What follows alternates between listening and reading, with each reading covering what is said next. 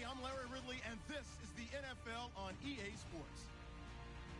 Tonight's matchup features two quarterbacks who will be trying to lead their team to victory. It's Roethlisberger's Steelers going up against Bridgewater's Vikings. With that, let's send it out to our broadcast team. Brandon Guyton and Charles Davis with this Week 2 matchup. Okay, Larry, thank you very much. EA Sports coverage of the NFL brings us to the Twin Cities and the expansive new U.S. Bank Stadium in Minneapolis. Tonight, we've got a great Sunday night matchup between the Pittsburgh Steelers and the Minnesota Vikings. And no return on this one as the fair catch is signaled for and taken.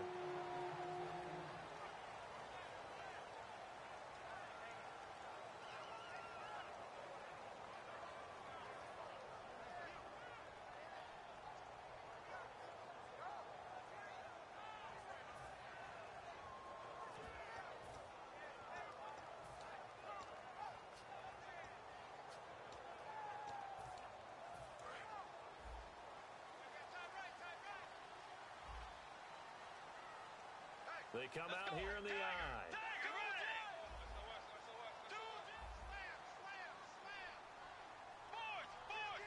The defensive line disperses a little bit here, maybe expecting a pass. He's got it complete to Stephon Diggs. They give him 13 yards there on the play and a fresh set of downs. That was a nice completion on an out route, and those types of plays are the result of arm strength by the quarterback and timing by the receiver. Now the first carry for Adrian Peterson. And he is going to lose yardage here. That's going to go as a loss of 2, and it'll be second down.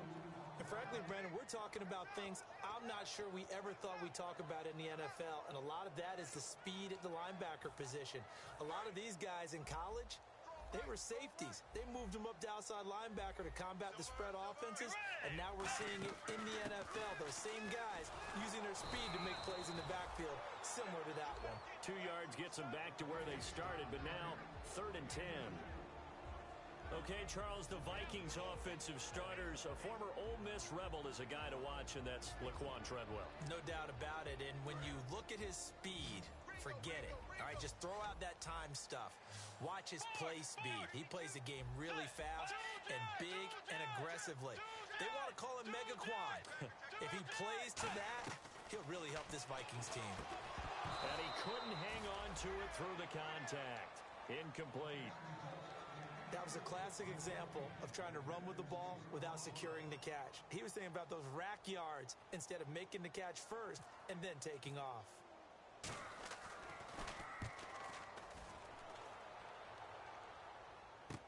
This is taken at the 10.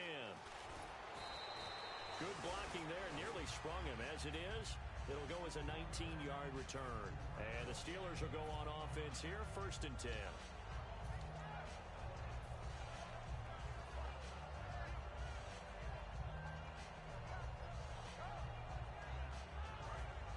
Looking to jam the receivers at the line here. Press coverage look defensively. They come up with one running back. That's Bell. Now they'll run it on the toss. And he'll be tackled just past the 35 at the 36. 7 yards on the pickup there, and it'll leave him with a 2nd and 3. I know the toss play begins with the guy taking the snap and turn around and tossing it to the runner. But where the real intrigue is, can they seal the edge? Whether it's an offensive tackle or a tight end in the direction they want to run the football. If they do that, that's the result that you get, that type of a gain. If they don't, oftentimes it's not a very successful play. Give him a yard on the run there, and that's going to set up a 3rd down and 2. Offensive starters time. Electric is certainly a word that comes to mind when you talk about Le'Veon Bell. Love the way that he reshaped his body coming out of college. A bigger, thicker runner while he was at Michigan State. Lost weight, became more of a whippet in the NFL, and now no one can tackle the guy. And this is caught right along the sideline. What a job of keeping the toes in bounds there. These guys told us, these guys being the coaches, they wanted to really stretch the field, get the ball down deep. They were able to do that here. And you know when you stretch the field, you often leave guys in one-on-one situations, and that allows your better athletes to go up and get the football. I love the preparation that they put into this. They made it a priority, and they got what they expected. 5 yards on the carry. Good pickup on first down. Quickly now a look at the defensive starters for Minnesota. Harrison Smith is a player I love to watch. Whether he's ranging deep as a free safety or near the line of scrimmage where he makes more plays, keep your eyes on him.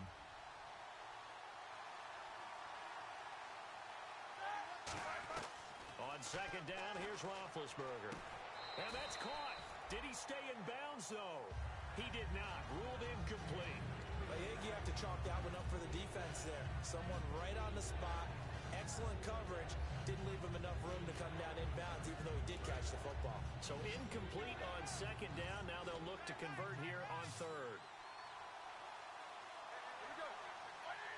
Green, the tight end, in motion.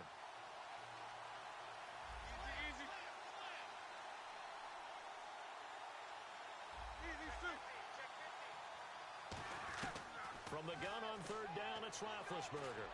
He finds Coates complete. It'll go as a gain of 6 that time, and it moves the chains as well. And Brandon, from our time in college football, where receivers weren't running the traditional NFL route tree, one thing they did learn, find open areas, find soft spots, and set up and catch the ball. And I think we just saw that there. Yeah, we saw that. And no escaping this time as he'll go down. They got him for a sack. Anthony Barr from his outside linebacker spot, forcing the sack for a loss of 8. On second down, it's Bell. He lost 4 there, and it's third down.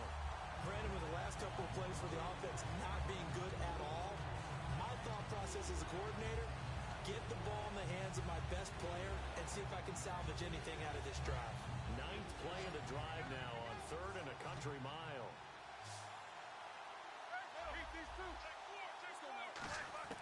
Now Ben on third and long.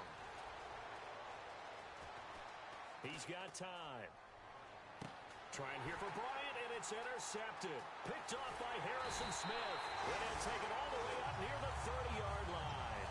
Now the Vikings offense works their way back onto the field. And they'll be looking to avoid what happened last time with just punting the football. But when you look at how teams play the game, that complementary football comes into play. How do I take care of my defense? How do I take care of my offense? Well, the defense is taking care of them in a lot of ways. Now it's time for the offense to jump things up and help their defense out. Give them a little bit of rest. Yeah, time for them to give them a rest. Took the words right out of my mouth. And a look at the defense now.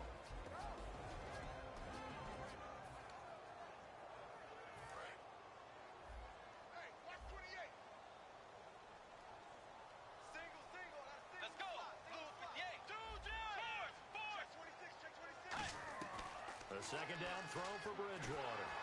And he takes a shot on the release as this will be incomplete. It's a tried and true formula, and I don't think it'll change for as long as we play football.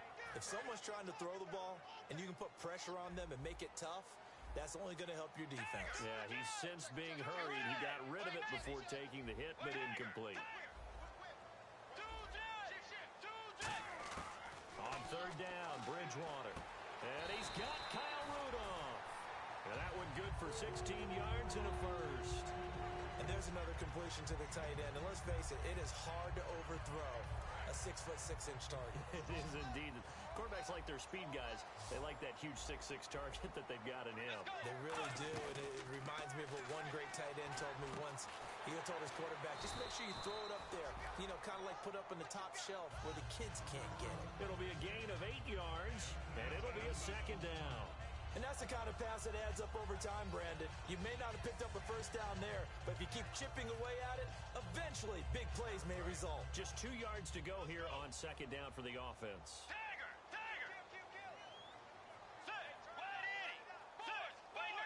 Looks like the defense in press coverage here. And again, it's Bridgewater. He sets to fire deep. So the long attempt falls innocently to the ground, and it brings up third. The best receivers we know always tease their quarterbacks that, hey, no matter what you do, you cannot overthrow me. Well, guess what? That's exactly what happened on that play. Normally, they time it up pretty well, but on that one, he just overshot him. They come out 5 wide, 3 of them to the right side. Bridgewater on 3rd and 2. Incomplete, right side, the tight end Rudolph. It's an 8-yard pickup and leads to a new set of downs.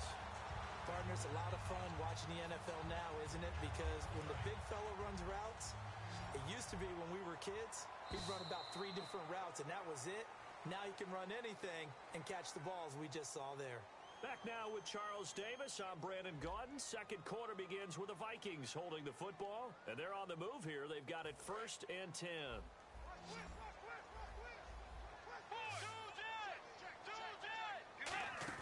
They'll run it now out of the gun. Give him a couple on the carry there. 2nd and 8.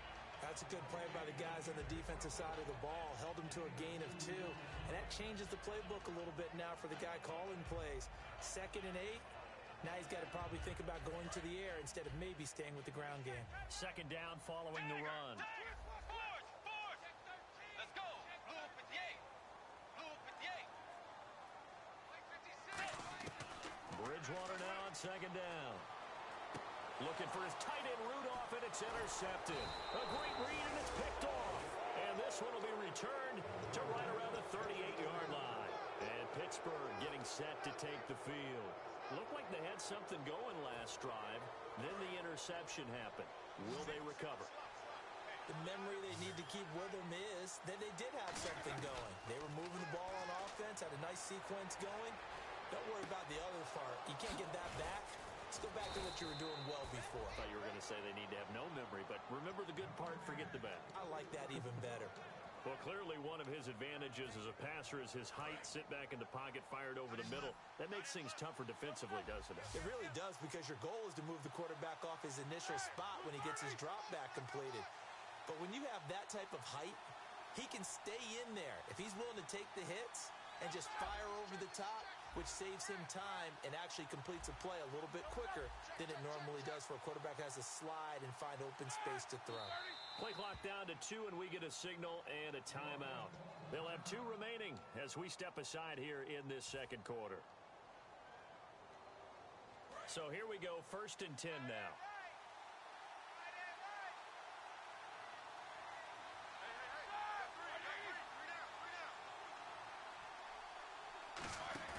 They go play action here on 1st down. And he's going to be taken down.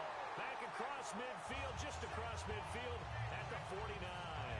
Man, he got in there so quickly, Charles. What could the offense have done to adjust and account for that? But what you're hoping is that you figure out and you see and get it clear that maybe there's going to be some pressure coming at you, and you change the blocking schemes. Maybe you go to max protection. The biggest one is maybe you bring your running back in to try and keep you clean. But in that case, that didn't happen. 0 accountability, and a sack resulted. And when all else fails as a defender... Midfield now. Here's Roethlisberger. And that is incomplete. Sammy Coates, the intended target there. And it's 4th down. Not too many things get to a quarterback of this magnitude, but I think it's safe to say that pressure can get to any quarterback. Now, he's obviously a great franchise quarterback, but felt the pressure, threw it incomplete.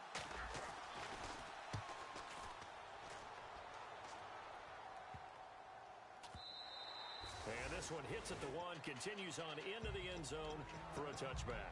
And out now come the Vikings. And in enemy territory last time through the interception. We'll see what they do on this drive. Can't wait to see how it alters what they decide to do in play calling.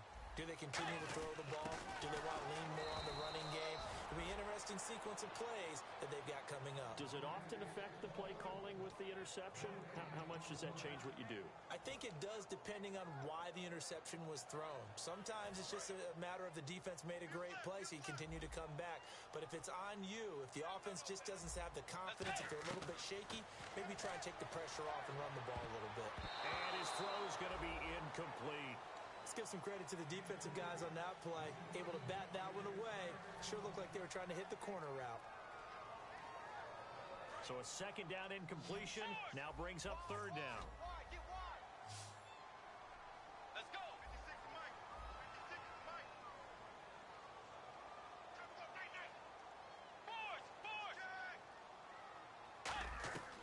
Bridgewater from the gun on 3rd down. It's caught by Treadwell.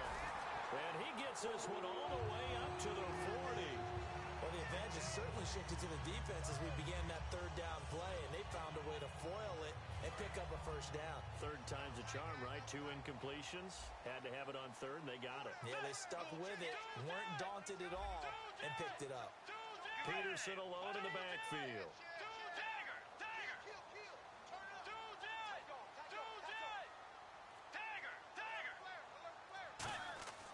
Bridgewater now looking to throw on first.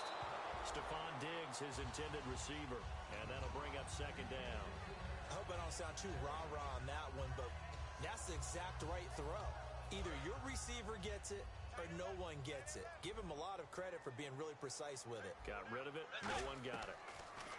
Bridgewater now. Caught on the right side by Treadwell. 5 yards on the pickup, and they're going to face a third down. I know many people like to throw to the tight end, maybe in a little flexed out position because he creates mismatches with his size. But slot receivers do the same thing with their quickness, their speed, and their route running savvy. And again, it's Bridgewater. He's going to find his running back. It's complete. And he has the first down yardage before they bring him down right at the 45. So many times you hear today's NFL described as a space game. Get your best players into space with the football in their hands. That's why sometimes you just swing it out to your runner, get him out in the flat, and let him have a chance to make people miss an open field. First down, here's a run with Peterson. 2 yards on the pickup there. It'll be 2nd and 8. The best defensive linemen, they play with great leverage so they can get low and not get bowled over by offensive linemen. They have excellent hands. They can throw people off on a play.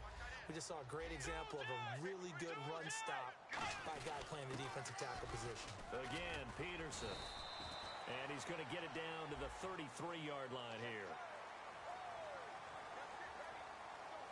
So after that big play, let's see if they can catch their defense maybe on their heels.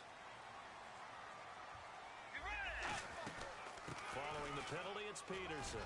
And he gets it down close to the 10-yard line. It's a 7-yard carry to set them up with a 2nd and 3. And it looks like this will likely be the last play before we hit the 2-minute warning. Let's see if they can sneak one more good play in before the 2-minute signal. 2 minutes remain in a scoreless first half. More from Minneapolis after this. On second down, Peterson. And here he'll get it down to the 7. A 5-yard gain, and now they're set up 1st and goal. So many teams want to throw the ball in this situation nowadays, but I love watching a team that has enough confidence to go ahead and run the football. In that situation, that's almost a tendency breaker. Now a play fake here on first down. And the stop will come inside the 5 at the 4. Brandon, more and more offenses are going to the philosophy of using every inch of the field to try and spread things out. And when your running back can catch the ball as well, it can only help your offense. In trouble, and he'll go down back at the 12. A big win there defensively on 2nd and goal. A loss of 7, and it brings up 3rd. Here's 3rd and goal now, back at the 11.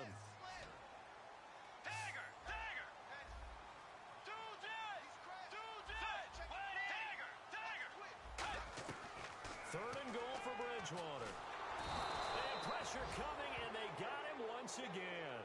Chandler Jones. He's the one to get him this time, and back-to-back sacks are going to bring up a 4th down. Now hold everything here. We're going to get a timeout by the offense. So as they take it over, we step aside. So 3 seconds here remain in the half. On is the field goal unit to see about getting 3 points. They'll spot it at the 30, so this is a 40-yard attempt. So we've hit halftime, just a field goal separating these two teams at the break. As we send you down to our EA Sports Studios in Orlando, where we find our man Larry Ridley with our halftime report. So both teams have their marching orders, and we'll get going again here in quarter number 3.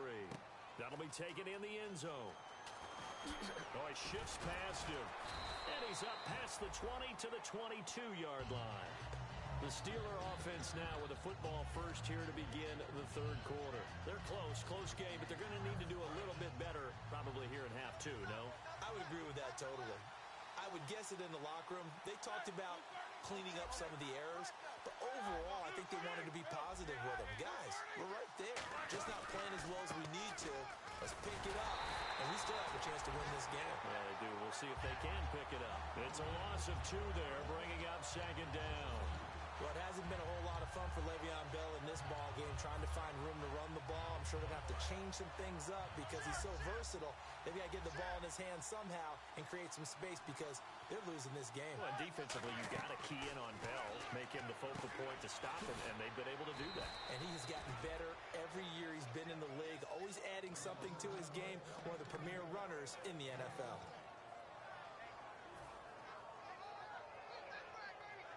Completed pass on 2nd down. Now it's 3rd down as the defense looks for the stop.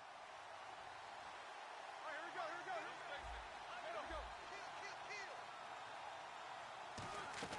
From the gun on 3rd down, it's Roethlisberger. He finds Coates complete. And they pick up 25 as they convert on 3rd. You know, when I see passes like that, I'm reminded of something you and I talked about yesterday.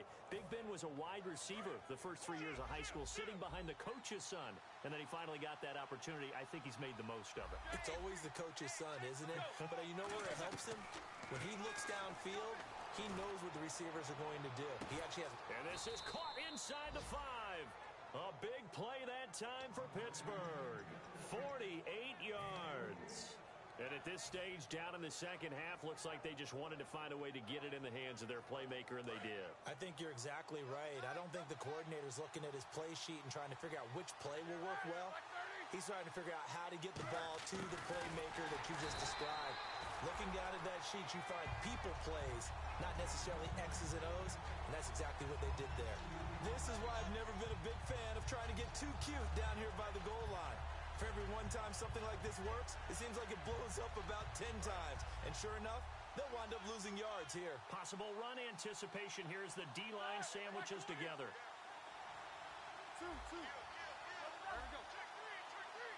Offense working with a 2nd and goal now from the 3. Now Bell, and he gets halfway there down to the 1-yard line. Call it a gain of a yard as they get a little bit closer here. It's 3rd and goal. Well, he did get a taste the previous week. He got into the end zone, trying his best to get there in this game. So far, he's been denied. They come out with 1 back and 3 tight ends. And he's in. Touchdown, Pittsburgh. Ben Roethlisberger, his first touchdown of the new season. And the Steelers are going to retake the lead.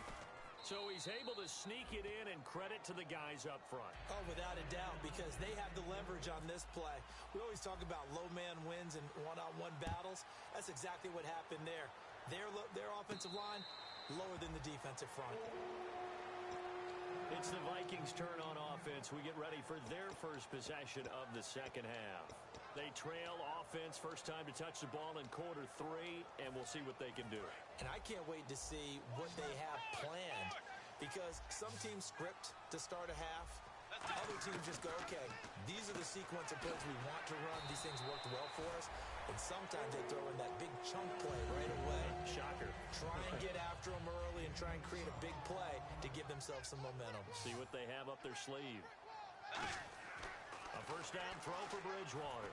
And Rudolph has it left side. And he'll get up near the 45. They'll spot it at the 44. The penalty really backs up the offense here on first down. Now 20 yards to go. From the gun, Bridgewater. He's got the connection over the middle to Diggs. Give him 14 on the play. And it'll bring up a 2nd down. Completed pass play. Now let's see if they go back to the air or to the ground.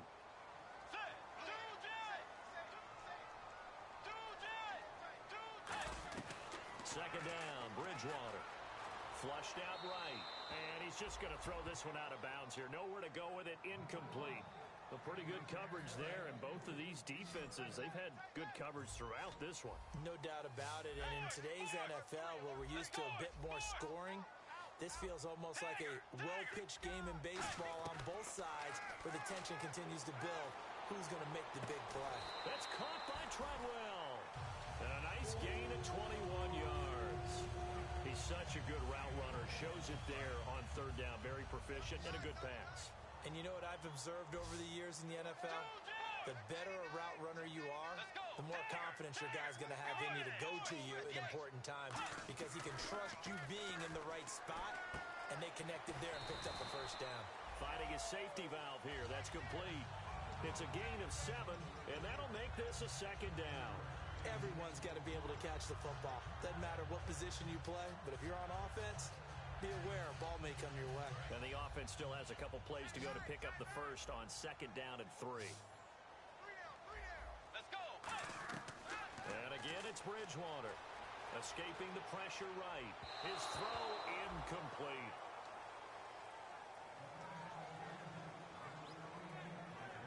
Incomplete pass on second down. Let's see what the offense draws up here on third. Let's go.